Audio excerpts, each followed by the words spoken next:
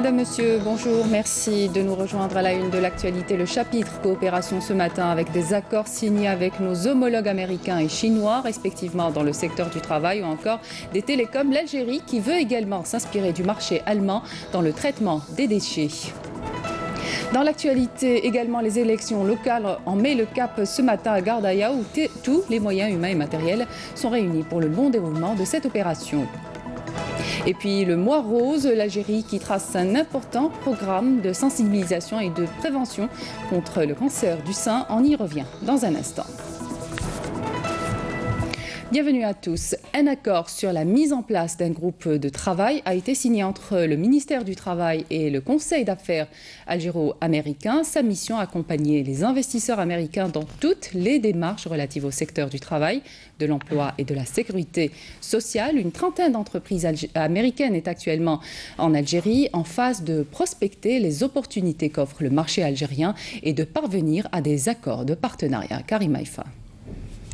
Lors de cette rencontre, la délégation d'hommes d'affaires américains s'est enquis des politiques nationales et dispositifs en vigueur en Algérie dans les domaines du travail, de l'emploi et de la sécurité sociale qui ont permis la création de plus de 500 000 micro-entreprises. À cette occasion, Mourad Zemali, ministre du Travail, de l'Emploi et de la Sécurité sociale, a exprimé la disponibilité de son département à accompagner les investisseurs américains dans la réalisation de leurs projets en Algérie. C'est l'occasion pour la délégation américaine de s'enquérir des politiques et des mesures prises dans le domaine du travail, de l'emploi et de la sécurité sociale. Et nous profitons de la présence de la délégation américaine pour leur demander de bien vouloir accompagner ces petites entreprises qui viennent de voir le jour, telles les start-up, et les aider à se développer et créer un partenariat entre les conseils d'affaires algéro-américains dans le domaine des PMI. Il est question de beaucoup de partenariats dans la formation de certains instituts, également pour les producteurs de médicaments, de ceux qui font des médicaments ici, et autres services également, et dans les autres secteurs. Le savoir-faire américain dans le secteur pharmaceutique et la biotechnologie était également au centre des entretiens avec le ministre du Travail, avec des interrogations sur les modes de remboursement des médicaments ainsi que sur les lois algériennes encadrant l'emploi des étrangers. Nous sommes là pour soutenir cette coopération en optimisant à long terme et au maximum nos investissements en Algérie. Par ailleurs, le ministre du Travail a fait état de sa volonté de créer des incubateurs pour les projets industriels à réaliser en Algérie, comme il a été convenu de constituer un groupe de travail commun regroupant des cadres du ministère et des représentants du Conseil d'affaires algéro-américain ayant pour mission d'accompagner les investisseurs américains dans toutes les démarches relatives au secteur du travail, de l'emploi et de la sécurité sociale. L'opérateur de téléphonie fixe Algérie Télécom a signé hier à Oran avec l'opérateur chinois Huawei un contrat de partenariat pour le développement du réseau en fibre optique, un accord qui vise la modernisation de la desserte télécom. Emel Messaïd. La modernisation de l'équipement de connexion Internet passe d'une simple paire de cuivre à des réseaux câblés de fibre optique. Le contrat de partenariat permettra le déploiement d'un réseau de très haut débit sur une durée d'une année qui permettra d'offrir ce service à plus d'1 million de clients. Le débit actuellement, هذا حيولي الزبون عنده مجال من كما عنده دوك من 2 8 ميجا 20 ميجا واكtuellement مع الافتتاح حيقدر يوصل le citoyen حتى 100 mégas. Afin d'assurer la maintenance et le suivi du projet, des cycles de formation ont été dispensés aux employés d'Algérie Télécom. Algérie Télécom et Huawei sont mis en service déjà 3 centres de formation. On a déjà formé plus que 1700 ingénieurs et techniciens locaux. Et quand même, transfert de savoir sera notre première priorité. معالي الوزيرة أكدت وتحث أنه à chaque fois pour former et essayer de faire le transfert de cette formation-là.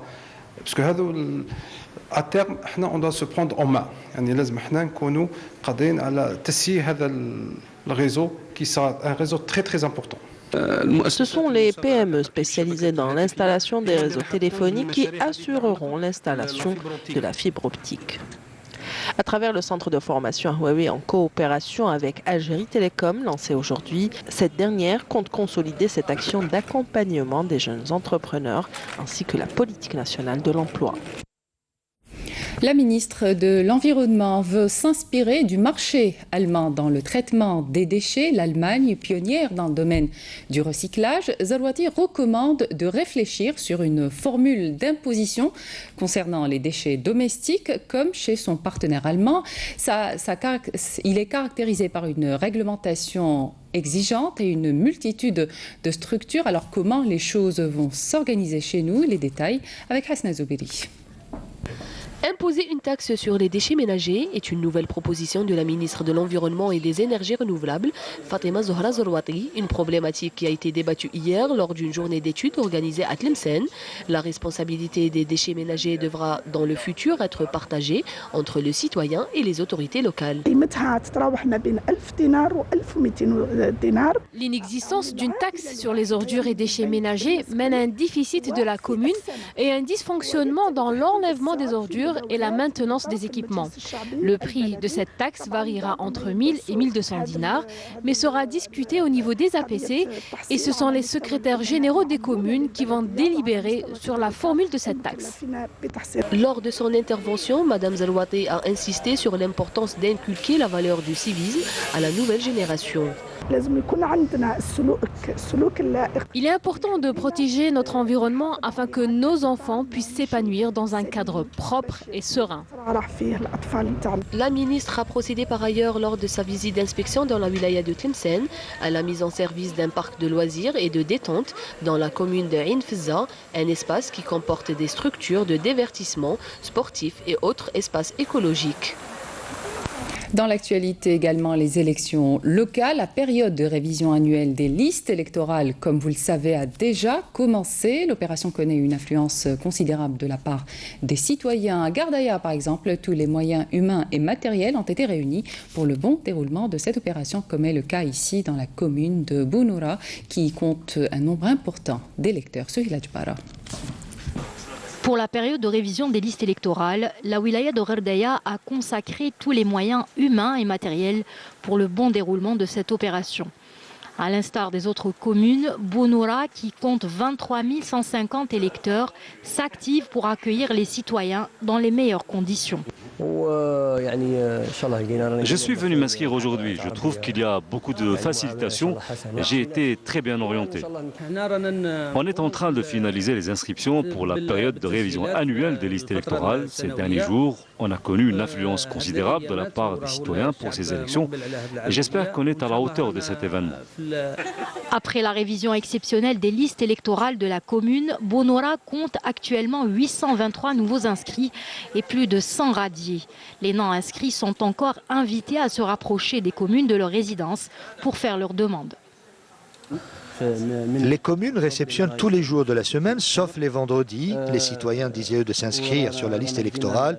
Le demandeur doit juste apporter sa carte d'identité, une résidence ainsi qu'une demande manuscrite. La période de révision annuelle des listes électorales s'étalera jusqu'au 31 de ce mois afin de permettre aux jeunes âgés de 18 ans et aux personnes ayant changé de résidence de s'inscrire dans leur nouvelle commune de résidence pour pouvoir participer aux prochaines échéances électorales. Lors d'une rencontre avec les directeurs régionaux de l'Office algérien interprofessionnel des céréales, le ministre de l'Agriculture a mis en relief les efforts déployés par les pouvoirs publics pour développer la filière de la céréaliculture. Nakhla Larbi.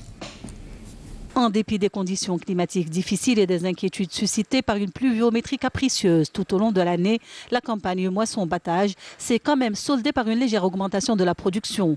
Le ministre de l'Agriculture a dans ce sillage rappelé la nécessité d'accompagner les agriculteurs et de mettre en avant les efforts déployés par les pouvoirs publics en vue de booster cette filière capitale.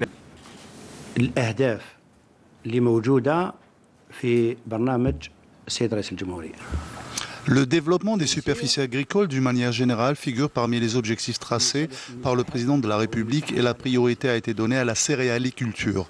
Pour ce faire, le gouvernement a déployé tous les moyens financiers et matériels, et cela à tous les niveaux. Et je considère que les 35 millions de quintaux produits durant cette saison constituent un taux appréciable. Les pouvoirs publics sont décidés à tout mettre en œuvre pour développer cette filière et améliorer les rendements. La Russie accueille ce matin la Semaine russe de l'énergie, une manifestation internationale consacrée à l'examen de la question énergétique dans le monde et dont le point d'ordre sera la tenue à Moscou de la 19e réunion ministérielle du Forum des pays exportateurs de gaz. Le ministre de l'énergie, Mustafa Guitouni, qui prend part aux travaux de la commission ministérielle du Forum aux côtés de ses homologues membres de ce forum. À Tizi Ouzou, un doctorat honorifique causa a été décerné hier par l'université Mouloud Mamri au chantre de la chanson kabyle Louni Saïd Menguellet en hommage à une carrière artistique de plus de 50 ans. Et c'est le ministre de la Culture, Azdine Menoubi, qui lui a remis cette distinction. Soumia Zerouali. Mouloud Mamri de Tizi Ouzou a décerné aujourd'hui un doctorat honoris causa au monument de la chanson et de la poésie kabyle Louni Saïd Menguellet lors de cette cérémonie d'attribution. Le prix lui a été remis par le ministre de la Culture, Azdine Menoubi. C'est un honneur à l'université Tizi Ouzou. sur le terrain, c'est la locomotive, c'est la locomotive de la société.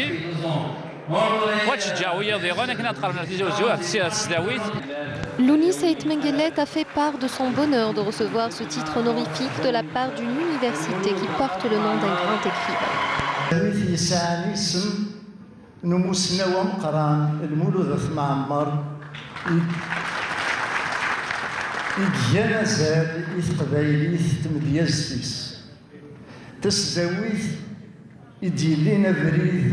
نمنو غف مزيغ سوق زوز لزرفن ولدان في السلافة ذا سنمال يويد يجنشان. De son côté, le ministre de la Culture a qualifié le poète Louni Saïd Menguellet de sage philosophe. Louni Saïd Menguellet est et demeure un des plus grands représentants de la poésie amazighe et algérienne. Ce grand artiste qui a enrichi son potentiel artistique grâce à ses œuvres profondes, inspirées de l'histoire et de l'identité du peuple, et ce prix honoris causa vient récompenser l'itinéraire de ce grand artiste. De nombreuses personnalités du monde artistique, culturel, sportif et politique ont été conviées à cette cérémonie. L'université Mouloud Mamri envisageait de décerner ce prix au chanteur en mars de l'année en cours, lors d'un colloque sur son œuvre poétique en reconnaissance du rôle et de la valeur de l'artiste. Santé, c'est un procédé servant à détecter une tumeur cancéreuse et les métastases et à surveiller leur évolution. Le PET scan a été introduit récemment en Algérie. Une rencontre à Tizi Ouzou a eu lieu pour mieux comprendre comment utiliser cette nouvelle technique médicale. Yasmine Chouir. Cette rencontre est la première du genre. Elle a lieu à l'hôpital Chouhada Hamoudi dans la wilaya de Tizi Ouzou. Elle réunit des radiologues et des oncologues afin de diffuser et généraliser l'utilisation du PET scan. Le PET scan, comme c'est une modalité récente en Algérie, c'est pour un peu mieux informer. Et on a ramené des gens qui ont une expérience, c'est pour informer de l'expérience et de la plus-value qu'apporte cet examen dans la prise en charge efficace, aussi bien diagnostique que thérapeutique des lymphomes. Cette rencontre, qui réunit des spécialistes venus des deux côtés de la rive méditerranéenne, a pour objectif commun l'échange d'expériences, afin de maîtriser ces techniques modernes nouvellement utilisées en Algérie. Le PET scan va permettre d'évaluer la réponse au traitement. Donc, avant le traitement, c'est l'extension de la maladie pour décider le traitement. Et après le traitement, c'est l'évaluation de la réponse. Les patients qui répondent bien, on ne fait plus autre chose. Les patients qui ont des difficultés à répondre, qui sont réfractaires, on pourra intensifier, mais on pourra bien les choisir. Mais ça commence. Je pense que la Tunisie est dans une situation assez proche de l'Algérie, avec une technique qui commence. C'est que les médecins commencent à apprendre. Et donc on espère que ça sera de plus en plus le cas pour le bénéfice des patients. Oui. Pour rappel, la technique PET scan n'a été introduite en Algérie que depuis près d'1 an et demi. Et l'hôpital Chouhada Mahmoudi reste le seul sur tout le territoire national à être équipé de cette technique moderne de tomographie. Elle est une patiente jeune. Cancer du sein, prévention et dépistage, l'Algérie qui trace un important programme de sensibilisation et de prévention contre le cancer du sein. À Béchar, la multiplication des efforts de lutte contre cette maladie s'intensifie. Des actions de prévention auprès des femmes sont menées pour leur faire comprendre et prendre conscience de la nécessité du dépistage précoce. Naïma Haouch. En 2009, Zineb a été frappée de plein fouet par le cancer du sein. Ce diagnostic est tombé comme un coup près sur toute la famille qui l'a soutenue à surmonter la maladie et surtout à la vaincre. Mais le dépistage précoce lui a carrément sauvé la vie. En 2009, j'ai su que j'étais atteinte d'un cancer. C'était le choc. On m'a fait l'ablation du sein.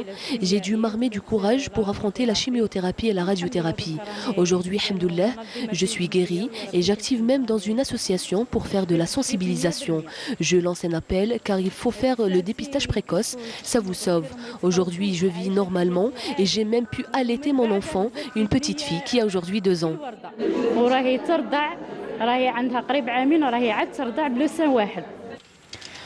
L'association Al Hayat a lancé un important programme de sensibilisation et de prévention contre le cancer du sein tout au long du mois d'octobre que l'Organisation mondiale de la santé a baptisé Mois rose, consacré à la sensibilisation contre cette maladie. Des examens médicaux gratuits sont dispensés par une équipe médicale qualifiée. Ici, le dépistage est gratuit. Les établissements de santé de Béchar nous ont procuré le matériel nécessaire. Quand on effectue les examens médicaux et on trouve des cas suspects, on les oriente vers les structures spécialisées. Ces actions de sensibilisation semblent réaliser les résultats escomptés. Il vaut mieux faire le dépistage précoce afin d'éradiquer le mal à la source. Il vaut mieux choisir l'ablation que de perdre carrément la vie.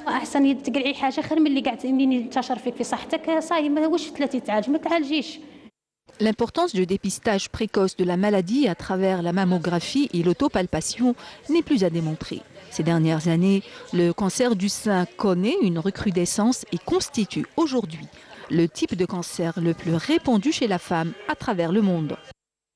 La commune de Bourj Omar Idriss dans la wilaya d'Ilizi souffre de la détérioration de la qualité des soins prodigués par la clinique de la commune. S'ajoute à cela le retard dans la réalisation de l'hôpital prévu avec une capacité de 60 lits. Les détails avec Farah Hamedesh. Nous sommes à 750 km au nord d'Ilizi, dans la localité de Bourj Omar Idriss. Cette polyclinique est le seul établissement de santé à 500 km à la ronde. Les patients affluent en nombre et la qualité des soins commence à en pâtir. Les soins prodigués dans cette polyclinique sont déplorables. Parfois, nous sommes obligés de faire 500 km jusqu'à Ouergla ou bien 750 km jusqu'à Ilizi pour être soigné. Le malade souffre doublement, d'une part sa maladie et de l'autre la distance à parcourir. Pourtant, il existe un hôpital dont les travaux sont à l'arrêt alors que sa réalisation avait bien avancé. Ils ont lancé les travaux d'un hôpital ici. On s'en est réjoui surtout pour les dialyser. Après, tout s'est arrêté, on ne sait pas pourquoi. Le projet de construction de cet hôpital a été suspendu faute de moyens, car la direction de la santé n'avait plus le budget pour le finir. Aujourd'hui, la situation s'est débloquée. Des subventions ont été allouées. Les travaux vont être lancés par la direction des équipements publics pour achever la construction de cet hôpital. Ce futur hôpital à Bourj Omar Idriss fait partie d'un projet de réalisation d'hôpitaux dans plusieurs localités de la wilaya d'Ilizi afin d'assurer une meilleure couverture sanitaire des habitants de cette vaste région. L'évolution du marché économique demande souvent une mise à jour des spécialités, notamment dans le domaine de la formation professionnelle. C'est le cas à Bourj Baririj où les énergies renouvelables émergent. Commentaire Hassiba Abdallah. De nouvelles spécialités sont enseignées dans les différents centres de formation et d'enseignement professionnel de la wilaya de Bourj Baririj afin de répondre à la demande du marché local, notamment dans le domaine des énergies renouvelables. J'adore ma spécialité. J'ai un cours de chimie que j'aime bien et puis je pense que je vais trouver un travail facilement comme mes copains qui travaillent dans des usines. La spécialité est très demandée. Nous avons constaté que le choix des jeunes tombe souvent sur deux spécialités. La première est le montage des panneaux solaires, les panneaux lumineux et les panneaux thermiques. La deuxième spécialité, quant à elle, c'est la maintenance de ces panneaux. En effet, la région de Bourj Bouaririj est considérée comme un pôle technologique vu le nombre important des usines activantes dans ce domaine et qui sont toujours à la recherche d'une nouvelle main-d'œuvre qualifiée. Et c'est dans ce but que des accords ont été conclus entre les entreprises économiques locales et la direction de la formation et de l'enseignement professionnel. Nous mettons en pratique tout ce que nous avons appris au centre. Nous avons une journée par semaine dédiée à la pratique. Après avoir eu mon diplôme de formation professionnelle, j'ai eu la chance d'obtenir un poste de travail dans ce groupe privé. Des spécialités qui répondent à la demande du marché. Voilà donc un point positif qui redonne de l'espoir aux jeunes Algériens. Au plan sécuritaire, un détachement de l'armée nationale populaire a découvert et détruit hier à Boumerdes une casmette pour terroristes contenant divers objets. Par ailleurs, des détachements de l'armée nationale populaire ont intercepté à Tamanrasset, Borj Beji Mokhtar, 4 contrebandiers et saisi un pistolet mitrailleur de type Kalachnikov, un camion, un véhicule tout-terrain, 8000 litres de carburant, 6 groupes électrogènes et 6 marteaux-piqueurs. Dans le même contexte, des détachements de l'ANP et des éléments de gendarmerie nationale en coordination avec les services de douane ont arrêté 5 narcotrafiquants et saisi une grande quantité de kif traités s'élevant à 362 kg à Naama et Gardaya, tandis que 1104 unités de différentes boissons ont été saisies à Tlemcen. Par ailleurs, des détachements de l'armée nationale populaire et des gardes frontières ont appréhendé à Ain Mouchen Tlemcen ainsi que dans la wilaya de Ouargla 61 immigrants clandestins de différentes nationalités, tandis que des éléments de la gendarmerie nationale ont déjoué une tentative d'immigration clandestine de 8 personnes à Annaba. 6e édition du Salon national de la photographie, une manifestation qui connaît une grande participation. Durant 2 jours, les participants aspirent à valoriser l'art de la photographie en faisant appel aux techniques nouvelles. Nesrine Ben Saïdi. Dans sa 6e édition, le Salon de la photographie a réuni quelques 120 artistes photographes qui ont décidé de dédier l'exposition de leurs œuvres au patrimoine culturel algérien. Cette édition connaît une participation record et de plusieurs wilayas. C'est un salon national qui englobe de très belles photos. Cette manifestation de 2 jours aspire à valoriser l'art de la photographie en faisant appel aux techniques nouvelles. Une occasion pour ces artistes d'échanger leurs expériences et leurs points de vue. C'est la 2e fois que je participe, ça s'est très bien passé. C'est une occasion pour faire des échanges d'expériences. Il nous fait toujours plaisir à Nilidagui avec d'autres wilayas, aussi de connaître d'autres cultures, de voir d'autres photos, d'autres travaux. L'imagination des artistes invite les visiteurs à découvrir le monde de la création abstraite. Des conférences sur l'histoire de la photographie et ses techniques modernes figurent aussi au programme de ce salon. C'est la fin de cette édition. Merci de votre attention. Tout de suite, les prévisions météo avec Feriel Chir. Excellente suite des programmes sur notre chaîne.